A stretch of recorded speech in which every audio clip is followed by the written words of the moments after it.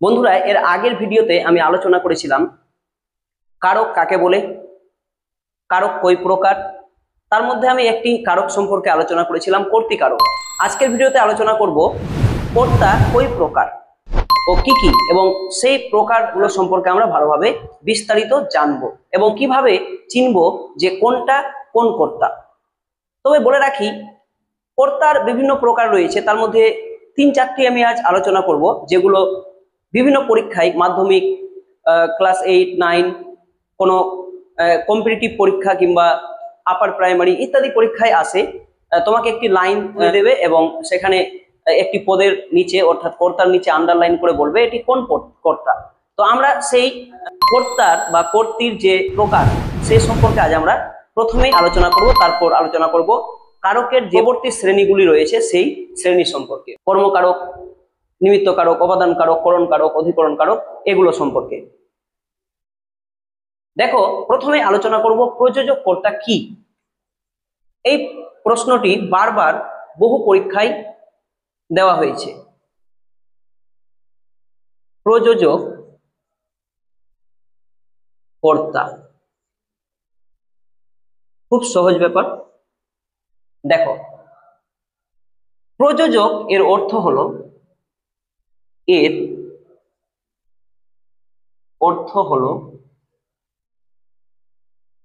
আয়োজক।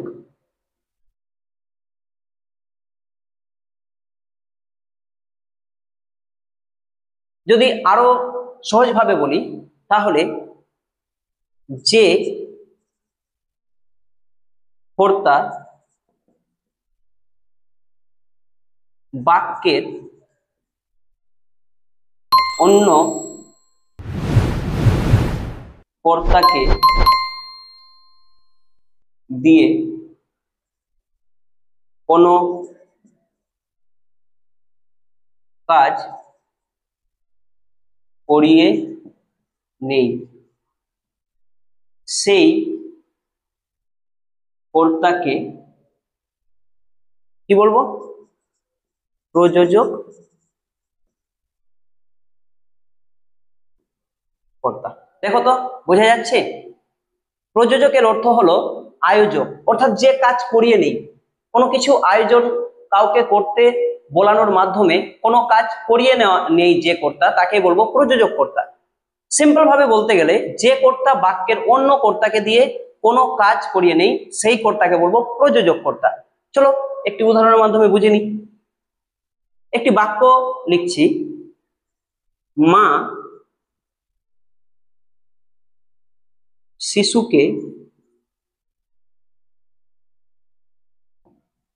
চাঁদ দেখাচ্ছেন। বন্ধুরা বলো তো, এখানে কয়টি কর্তা রয়েছে? দুটি কর্তা, মা আর শিশুকে। তাহলে এই বাক্যে মা কাকে দিয়ে কাজ করাচ্ছে? শিশুকে দিয়ে। তাহলে যে কাজ করিয়ে নেই, এখানে মা কাজ করাচ্ছে কাকে দিয়ে? শিশুকে দিয়ে। তাহলে মা কাজ করিয়ে নিচ্ছে, এই কর্তাকে আমরা বলবো প্রযোজক কর্তা। কত সহজে বোঝা গেল ব্যাপারটি? প্রযোজক কর্তা। আমি বললাম প্রযোজক কর্তা হলো সেই কর্তা, প্রযোজক কর্তা হলো সেই কর্তা যে কর্তা অন্যজনকে দিয়ে কোনো কাজ করিয়ে নেই। এখানে মা শিশুকে চাঁদ দেখাচ্ছেন, মা শিশুকে দেখাচ্ছেন, কিন্তু চাঁদ দেখার কাজটি কে করছে? শিশু করছে। তাহলে দেখানোর কাজটা কে করছে? মা করছে। অর্থাৎ দেখানোর কাজ মানে কি? কোনো একটা কাজ করিয়ে নিচ্ছে, কাকে দিয়ে? শিশুকে দিয়ে। তাহলে এই যে করিয়ে নিচ্ছে যে কর্তা, তাকে বলবো প্রযোজক কর্তা। চলো এবার আরেকটি উদাহরণ দিই, ভালোভাবে তোমরা ব্যাপারটি বুঝতে পারবে। শিক্ষক মহাশয় ছাত্রকে অঙ্ক পড়াচ্ছেন। শিক্ষক মহাশয় ছাত্রকে অঙ্ক পড়াচ্ছেন। তুমি বলো এখানে কয়টি কর্তা রয়েছে? একটা কর্তা হচ্ছে শিক্ষক আর একটা কর্তা হচ্ছে ছাত্র। তাহলে এখানে কে কাকে দিয়ে কাজ করাচ্ছে? শিক্ষক ছাত্রকে দিয়ে অঙ্ক করানোর কাজটা করাচ্ছে। ধরো যে শিক্ষক সামনে বসে রয়েছে ছাত্র, তাহলে শিক্ষক অঙ্ক সম্পর্কে বলছেন, শিক্ষক মহাশয় অঙ্ক সম্পর্কে বলছেন, বুঝাচ্ছেন, কিন্তু অঙ্ক করার কাজ খাতায় কে করছে? ছাত্র করছে। তাহলে এই যে আয়োজক অর্থাৎ আয়োজন করেছে, অঙ্কের আয়োজন করেছে কে? না তো শিক্ষক মহাশয়। আর সেই কাজটা কে করছে? না তো ছাত্র। তাহলে যে করাচ্ছেন অর্থাৎ যে কর্তা অন্য কাউকে দিয়ে কাজ করাচ্ছেন, অন্য কর্তাকে দিয়ে, সেটাই হচ্ছে প্রযোজক কর্তা। আশা করি বিষয়টি বোঝা গেছে। এবার আলোচনা করব প্রযোজ্য কর্তা কাকে বলে।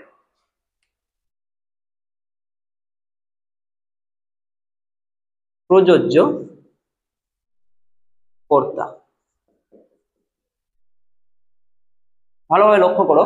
প্রযোজ্য কর্তা সিম্পল, এর আগের সংজ্ঞা অনুযায়ী এই সংজ্ঞা খুব ছোট করে আমি লেখার চেষ্টা করছি কিংবা বোঝানোর চেষ্টা করছি। দেখো, এর আগে জানলাম প্রযোজক কর্তায় কি হয়েছে?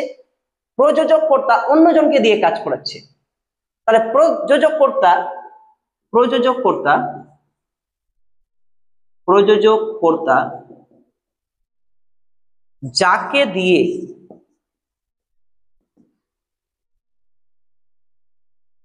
কোনো কাজ করিয়ে নেই, আমি সিম্পল ভাবে লেখার চেষ্টা করলাম বা সংগঠিত করে করিয়ে নেই, সেই কর্তাকে কি বলবো? প্রযোজ্য কর্তা। দেখো, প্রযোজক কর্তা যাকে দিয়ে কোনো কাজ করিয়ে নেই, অর্থাৎ যাকে দিয়ে করাচ্ছে কাজটা, যে করছে, সেই কর্তা হলো প্রযোজ্য কর্তা। একটি উদাহরণের মাধ্যমে বুঝবো। প্রথমের বাক্যে আমি লিখেছিলাম মা, মানে প্রথম প্রথম উদাহরণে আমি বলেছিলাম মা শিশুকে চাঁদ দেখাচ্ছেন। মা কাউকে দিয়ে কাজ করাচ্ছে, তাই প্রযোজক। আর এখানে কাজ করছে কে? দেখার কাজটা কে করছে? শিশু। তাহলে শিশু কি হবে? প্রযোজ্য কর্তা। দেখো তো ব্যাপারটি ক্লিয়ার হলো কিনা? প্রযোজ্য কর্তা হচ্ছে সেই কর্তা যে কর্তা নিজেই কাজটি করে, আর প্রযোজক কর্তা হলো সেই কর্তা যে কর্তা প্রযোজ্য কর্তাকে দিয়ে অন্য কোনো কাজ করিয়ে নেয়। সিম্পল। প্রযোজ্য কর্তা হলো সেই কর্তা যে কর্তা নিজে কাজ করে, আর প্রযোজক কর্তা হলো সেই কর্তা যে কর্তা অন্যজনকে দিয়ে কোনো কাজ করায়। যে করে সে প্রযোজ্য, যে করায় সে প্রযোজক। যে কাজ করে সে প্রযোজক, আর যে কাজ করাই সে প্রযোজ্য। বোঝা গেল বিষয়টি? আরেকটি কর্তা সম্পর্কে আলোচনা করব, এটিও পরীক্ষায় আসে।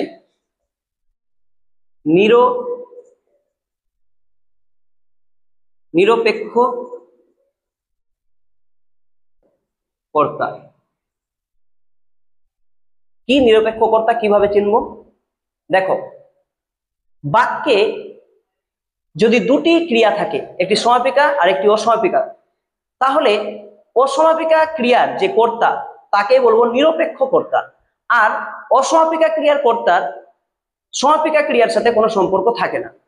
অর্থাৎ বাক্যে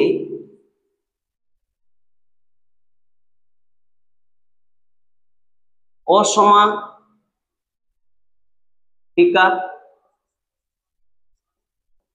ক্রিয়া এবং সমাপিকা ক্রিয়া কর্তা আলাদা হলে অসমাপিকা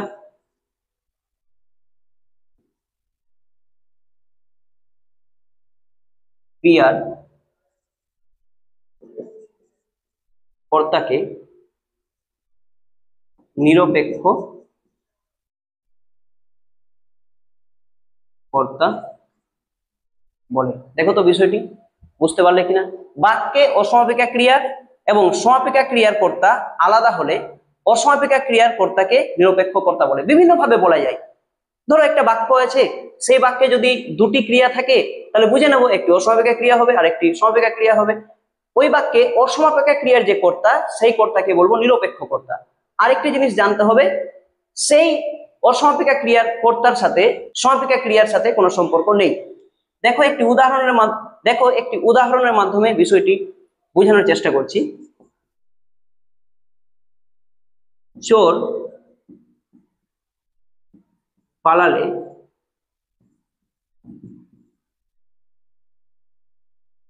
বুদ্ধি বাড়ে। লিখলাম চোর পালালে বুদ্ধি বাড়ে। এখানে দেখো চোর পালালে বুদ্ধি বাড়ে, এই যে পালালে, এর আগের দিন বলেছিলাম অস্বাভাবিক ক্রিয়া কিভাবে চিনবো। বাক্যে দেখবে দুটি ক্রিয়া দেওয়া রয়েছে। এখানে দেখো পালালে আর বাড়ে। আমি যদি এই প্রথম ক্রিয়ার কাছে এসে পড়তে পড়তে থেমে যাই, চোর পালালে, কি চোর পালালে, পালালো বলেনি কিন্তু, চোর পালালে, তারপরে কি হলো, চোর পালালে কিছু একটা, যেমন এখানে লেখা আছে বুদ্ধি বাড়ে।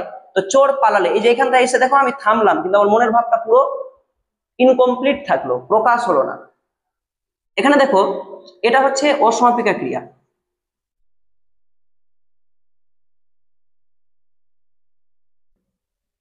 এটা হচ্ছে সমাপিকা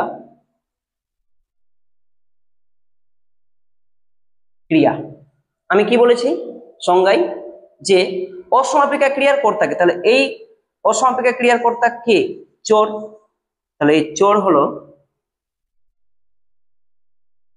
নিরপেক্ষ কর্তা। খুব সহজ বিষয়, দেখো বুঝতে পারলে। বাক্যে অসমাপিকা ক্রিয়া এবং সমাপিকা ক্রিয়ার কর্তা আলাদা হলে অসমাপিকা ক্রিয়ার কর্তাকে নিরপেক্ষ কর্তা বলে। চোর পালালে বুদ্ধি বাড়ে, এখানে পালালে হচ্ছে অসমাপিকা ক্রিয়া, আর পালালে ক্রিয়ার কর্তা হচ্ছে চোর, অর্থাৎ চোর এই পালালে ক্রিয়াকে সম্পাদন করছে, পরিচালনা করছে, তাই চোর হচ্ছে পালালে অসমাপিকা ক্রিয়ার কর্তা। আর আমরা সংজ্ঞা অনুযায়ী জানলাম যে অসমাপিকা ক্রিয়ার কর্তাকে আমরা নিরপেক্ষ কর্তা বলবো। কমপ্লিট। চলো পরবর্তী অংশে যাওয়া যাক। এবার আমরা জানবো সমধাতুজ কর্তা। কি সমধাতুজ কর্তা? দেখো বাক্যে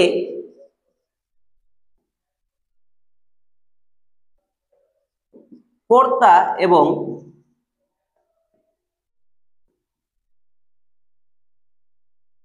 ক্রিয়া যদি একই ধাতু থেকে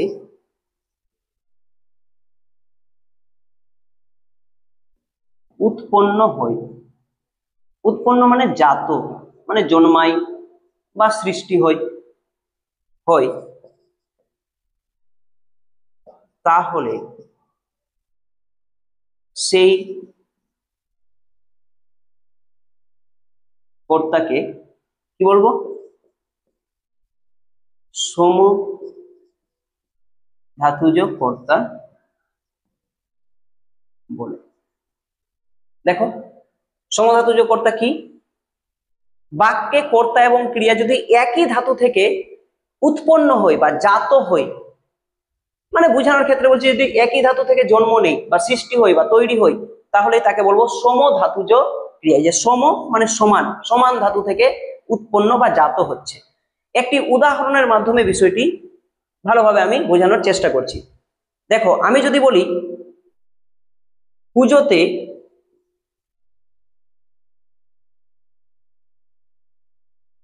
বাজনা বাজছে, এখানে কর্তা কোনটা, কাজ কে করছে, বাজনা, বাজার কাজ করছে বাজনা। ক্রিয়া কোনটা? বাজছে।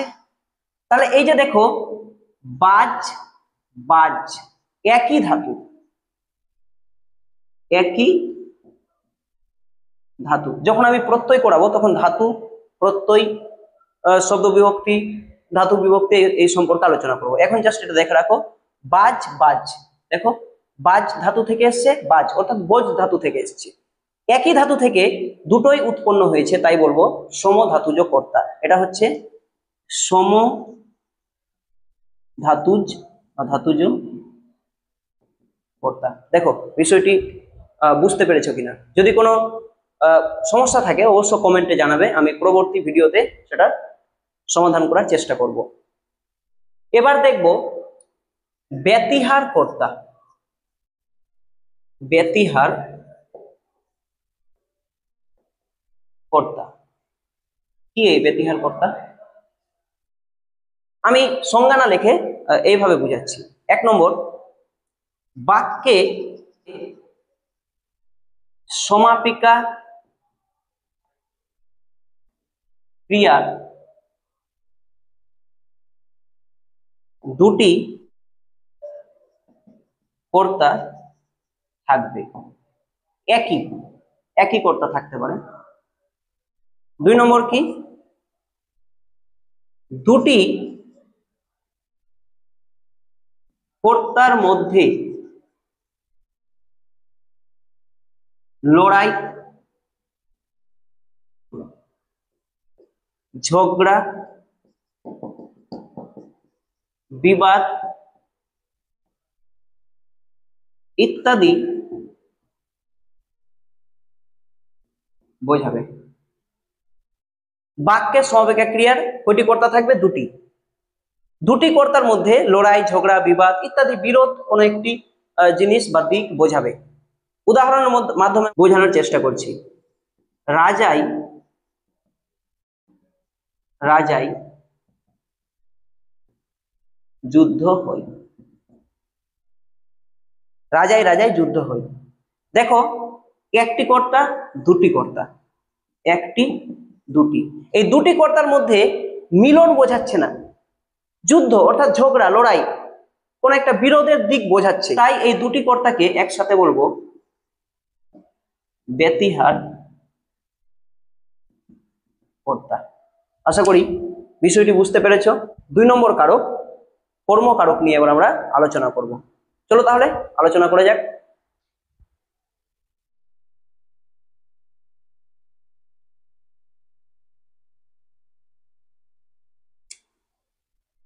দুই নম্বর কারক হচ্ছে কর্ম কারক। এর আগের দিন কর্তৃকারক নিয়ে আলোচনা হয়েছে, আজ কর্মকারক। দেখো খুবই সহজ। বাক্যে বাক্যের সমাপিকা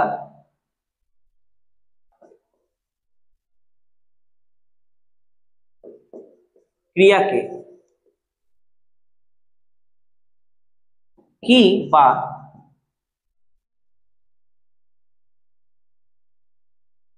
কাকে দিয়ে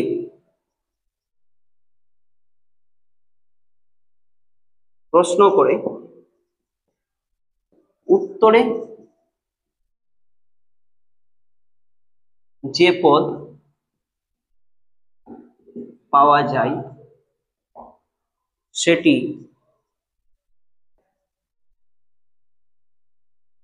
কর্ম পদ বা কর্মকারক। বাক্যের সমাপিকা ক্রিয়াকে কি বা কাকে দিয়ে প্রশ্ন করে উত্তরে যে পদকে পাওয়া যাবে সেটাই হবে কর্মকারক, অর্থাৎ ক্রিয়ার সাথে সেই পদের কর্ম সম্পর্ক রয়েছে। একটি উদাহরণের মাধ্যমে বিষয়টি বুঝবো। ধরো আমি একটি বাক্য লিখলাম,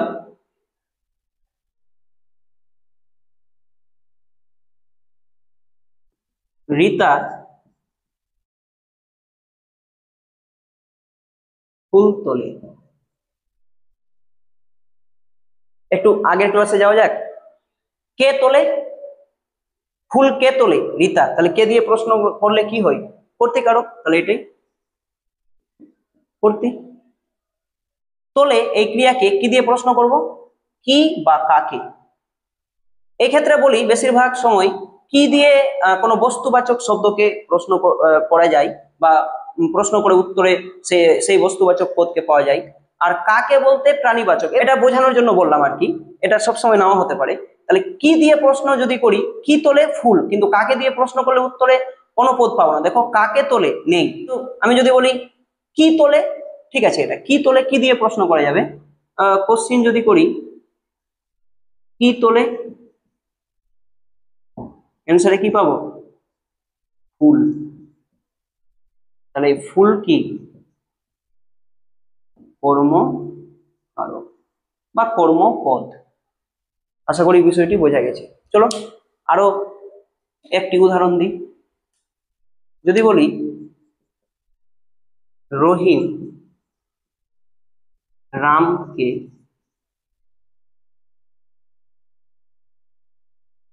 কলম দিল, কে দিল? রহিম। তাহলে এটা কি? কর্তৃকারক। কাকে দিল? কাকে দিল? রামকে। তাহলে কাকে দিল? রামকে। কাকে দিয়ে প্রশ্ন করে ক্রিয়াকে উত্তরে কি পাচ্ছি? রাম পদটি পাচ্ছি, অর্থাৎ রামকে। তাহলে রামকে হচ্ছে কর্মকারক। আর এখানে বিভক্তি রয়েছে, কে বিভক্তি, এখানে কোনো বিভক্তি নেই, তাই এটা কি? শূন্য বিভক্তি। বুঝতে পেরেছো? দেখো কর্মকারক। বাক্যের সমাপিকা ক্রিয়াকে কি বা কাকে দিয়ে প্রশ্ন করে উত্তরে যে পদটাকে পাবো সেটাই হচ্ছে কর্মপদ। আশা করি বুঝতে পেরেছো। এই ভিডিওতে আর আমি কিছু আলোচনা করছি না, পরবর্তী ভিডিওতে থাকছে বাকি কারকগুলি, অর্থাৎ নিমিত্ত কারক, করণ কারক, অপাদান কারক, অধিকরণ কারক, চারটি আলোচনা করব। বেশ মজাদার হবে। আসলে ব্যাকরণ মুখস্থ নয়, লজিক্যালি করতে হয়। মুখস্থ করতে হয় কিছু কিছু জিনিস অবশ্য, তবে মুখস্থ জিনিসটাকে এড়িয়ে যাওয়াটাই আমাদের মনে হয় ভালো হবে আর কি, উচিত হবে। তো চলো আমরা মজা করে ভিডিওতে বাকি কারকের শ্রেণীগুলো আলোচনা করব। ধন্যবাদ, সাথে থেকো এবং আমার চ্যানেলটি নতুন হলে সাবস্ক্রাইব করে দিও এবং ফেসবুক পেজে দেখলে ফলো করে দিও। আর ইউটিউব থেকে দেখলে অবশ্য সাবস্ক্রাইব করার পর নোটিফিকেশন বেল আইকনটি অন করে রাখবে, অর্থাৎ অন করতে ভুলবে না সবার আগে আমার ভিডিও পাওয়ার জন্য। ধন্যবাদ।